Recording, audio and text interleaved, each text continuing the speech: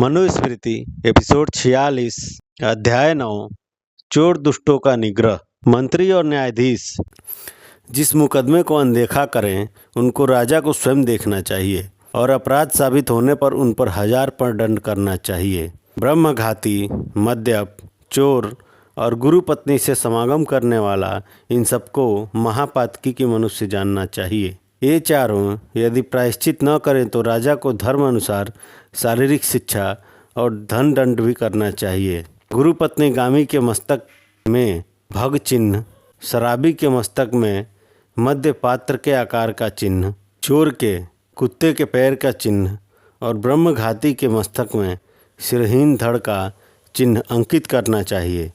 ऐसे मनुष्य सहभोजन, यज्ञ, वेदाध्ययन और विवाह संबंध के अयोग्य होते हैं और इनका स्रोत स्मार्त कर्मों से बहिष्कृत हो। निर्धन पृथ्वी पर विचरना ही उचित है। इन चिन्ह वाले पातकियों को संबंधी और जाति वालों को त्याग देना चाहिए। उन पर दया नहीं करनी चाहिए, नमस्कार नहीं करना चाहिए, यही मनु जी की आज्ञा है। परंतु जो महापातकी प्रायश्चित कर ले उनके मस्तक में चिन्ह अंकित नहीं करके केवल उत्तम साहस दंड करना चाहिए। इन अपराधों में ब्राह्मण को भी मध्यम साहस दंड करना चाहिए अथवा धन परिवार के साथ राज्य से बाहर निकाल देना चाहिए। और दूसरे लोग इन पापों को अज्ञानतावश करें तो उनका सर्वस्व छीन लेना चाहिए और यदि जान समझकर करें तो देश से निकाल देना चाहिए। धार्मिक राजा को महापातकी का धन ग्रहण नहीं करना चाहिए। यदि लोभ से ग्रहण करे तो राजा उस पाप से लिप्त हो जाता है। महापातकी के दंड धन को राजा जल में डालकर वरुण को अर्पण कर देना चाहिए अथवा वेदज्ञ सदाचारी ब्राह्मण को दे देना चाहिए। पातकी के दंड का स्वामी वरुण है, क्योंकि वह राजाओं को भी दंड देने वाला है और वेदज्ञ ब्राह्मण सारे जगत का प्रभु है। जिस देश में राजा पापियों का दंड लेकर उनका भोग नहीं करता, उस देश में मनुष्य दीर्घजीवी होते हैं और प्रजाओं के धान्य ठीक ठीक पैदा होते हैं, बालक नहीं मरते और उस राज्य में कोई विकार नहीं होता। जानकर ब्राह्मणों को कष्ट देने वाले नीच जाति के पुरुष को राजा अनेक उपायों से शारीरिक दंड देवे। दंड को दंड देने से राजा को जितना धर्म होता है उतना ही अपराधी को छोड़ने से होता है। कार्य को धर्म प्राप्त होता है। 18 प्रकार के दावों में प्रत्येक के परस्पर विवाद का निर्णय विस्तार से कहा है। राजा इस प्रकार सब कार्यों का धर्मानुसार निर्णय करे। अप्राप्त देशों को लेना और प्राप्त देशों की रक्षा करना राजा का धर्म है। अच्छे प्रकार देश बसाने वाला और शास्त्र अनुसार किला बनाने वाले राजा को नित्य चोरों के नाश का पूरा उपाय करना चाहिए। प्रजापालक राजा सदाचारियों की रक्षा और दुष्टों को दंड देने से स्वर्गगामी होता है। जो राजा चोरों को दंड न देकर प्रजा से कर लेता है उसकी प्रजा अप्रसन्न रहती है वह स्वर्ग से पतित होता है। जिस राजा का देश निर्भय होता है वह देश जल से सिंचे वृक्ष की भांति नित्य उत्पत्ति करता है। वह देश जल से सिंचे वृक्ष की भांति नित्य उन्नति करता है। 4 दूत रूपी आँख वाले राजा 2 प्रकार के परद्रव्य हरने वाले चोरों को जानना चाहिए, एक प्रकट, दूसरे अप्रकट। उनमें अनेकों प्रकार के व्यापार वाले प्रत्यक्ष चोर हैं, वन में रहने वाले छिपे चोर हैं, रिश्वतखोर, भय दिखाकर धन लेने वाले, ठग, जुआरी, तुमको धन मिलेगा ऐसी बातों से बहकाने वाले, ऊपर धार्मिक हृदय में पापी, हाथ रेखा देखने वाले, राजकर्मचारी, धूर्त वैद्य, कारीगर इत्यादि और वैश्या। इस तरह के इन प्रत्यक्ष ठगों को राजा दूत द्वारा जाने और ब्राह्मण वेश में छिपे फिरने वाले शूद्रों पर भी दृष्टि रखनी चाहिए। गुप्त, प्रकट, अनेक वेश और चालाकी से दूत लोगों को चोरों को पकड़ना चाहिए। राजा सबके अपराधों को जगत में प्रकट करके उनको उचित दंड देना चाहिए। बिना दंड के पाप को रोकना असंभव है। पापियों को वश में नहीं रख सकते। सभा, प्याऊ, हलवाई की दुकान, रंडी का घर, कलाल का घर, अन्न बिकने का स्थान, चौराहा, प्रसिद्ध वृक्ष, समाज, नाच, गान और नाटक के स्थान, पुराने बगीचे, जंगल, कारीगर के घर, खंडहर, वन और उपवन, ऐसे स्थानों की जांच दूतों द्वारा सदा राजा को करवानी चाहिए। चोरों के सहायक, उनका कर्म करने वाले, चोरी के कामों को जानने वाले और पुराने चोर, ऐसे चतुर दूतों से चोरों को पकड़वाकर दंड देना चाहिए। दूतों को उन चोरों को खाने पीने के बहाने, ब्राह्मण दर्शन के उपाय से और वीरता के काम के ढंग से राजद्वार में लाकर पकड़वा देना चाहिए। जो वहां पकड़े जाने की डर से न जाएं और गुप्त राजदूतों के साथ चालाकी करके अपने को बचाते हों, उनको राजा बलपूर्वक पकड़कर मित्र जाति भाइयों सहित वध कर देना चाहिए। गाँवों में भी जो चोरों का भोजन उनको ठहरने का स्थान देते हैं अथवा चोरी का माल रखते हैं, उनको भी राजा को दंड देना चाहिए। चोरों के उपद्रव में देश और सीमा के रक्षक उदासीन रहे तो उनको भी दंड देना चाहिए। दान या यज्ञ से निर्वाह करने वाला ब्राह्मण मर्यादा से भ्रष्ट हो जाए तो उसको भी राजा को दंड देना चाहिए। ग्राम लूटता हो, पौ तोड़ी जाती हो, मार्ग में चोर देखने में आए, उस समय रक्षा वाले सिपाही आदि अपराधियों के पकड़ने की चेष्टा न करें तो उनका सर्वस्व छीनकर देश से निकाल देना चाहिए। राजा के खजाना में चोरी करने वाले, राजा की आज्ञा भंग करने वाले, शत्रुओं से मिले हुए मनुष्यों के हाथ पैर कटवाकर अनेक कठोर दंड देना चाहिए। जो चोर रात को सेंध लगाकर चोरी करते हैं, उनका हाथ कटवाकर तीखी सूलों पर चढ़वा देना चाहिए। जेब तराश पहली बार पकड़ जावे तो उसकी अंगुली कटवा देना चाहिए, दूसरी बार हाथ पैर कटवा देना चाहिए, तीसरी बार में वध की आज्ञा दे देनी चाहिए। चोरों को आग, भोजन, शस्त्र और ठहरने का स्थान देने वाले को, चोरी का माल रखने वाले को चोर की भांति दंड देना चाहिए। जो तालाब बिगाड़े उसको जल में डुबवा देना चाहिए अथवा प्रत्यक्ष मरवा देना चाहिए अथवा उससे फिर तालाब बनवाना चाहिए और 1000 पर्ण दंड करना चाहिए।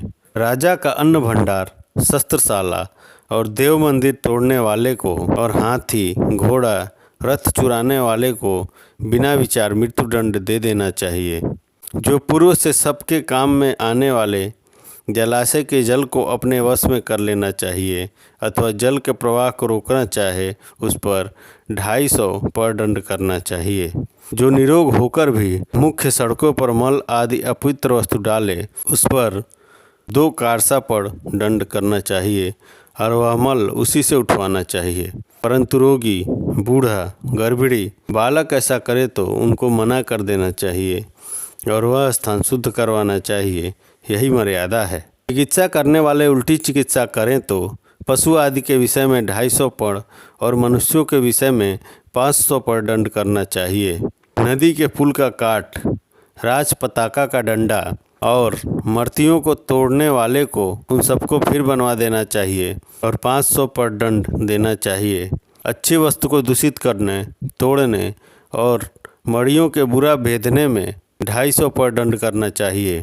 जो समान मूल्य की वस्तुओं से न्यूनाधिक मूल्य की वस्तुओं का व्यवहार करे, से मनुष्य को पूर्व अथवा मध्यम साहस का दंड देना चाहिए।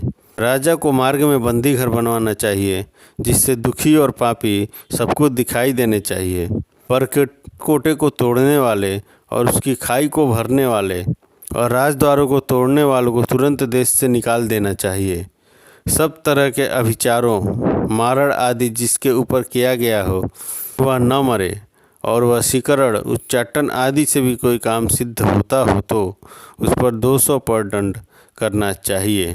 खराब बीजों को बेचने वाला या अच्छे में बुरा मिलाकर बेचने वाला और हद तोड़ने वाले को अंग छेद का दंड देना चाहिए। सब चोरों में महापापी सुनार यदि कोई दुराचार करे तो राजा को उसको टुकड़े टुकड़े करवा देना चाहिए। खेती के हल, कुदाल आदि शस्त्र और पौधे चुराने पर राजा को देश काल के अनुसार दंड देना चाहिए। राजा, मंत्री, राज्य, देश, खजाना, दंड और मित्र, राज्य शक्ति 7 प्रकृतियों में क्रम से पहली से अगली श्रेष्ठ हैं। इसलिए पहले अंग की हानि होने से आगे के अंग पर बड़ा दुख आ सकता है। जैसे 3 दंड एक दूसरे के आधार पर रुके रहते हैं, वैसे 7 अंग वाला राज्य भी प्रत्येक अंग के आधार पर टिका रहता है। प्रत्येक अंग अपनी विशेषता के समान है, जिससे जो काम साधता है उसमें वही श्रेष्ठ कहा जाता है। राजा को नित्य दूतों के द्वारा सेना को उत्साह देना चाहिए, सभी कार्यों को ठीक रखना चाहिए और अपने शत्रु की शक्ति को जानना चाहिए। सभी प्रकार की पीड़ा और व्यसनों के ऊंच नीच पर करके कार्य का आरंभ करना चाहिए। राजा को राज्य वृद्धि के कार्यों को धीरे धीरे करते ही रहना चाहिए, क्योंकि कर्म करने वाले को ही लक्ष्मी प्राप्त होती है। सत्ययुग, त्रेता युग, द्वापर युग और कलयुग सभी राजा के कार्यों पर ही आधार रखते हैं, क्योंकि राजा ही भले बुरे समय का कारण है, युग स्वरूप है।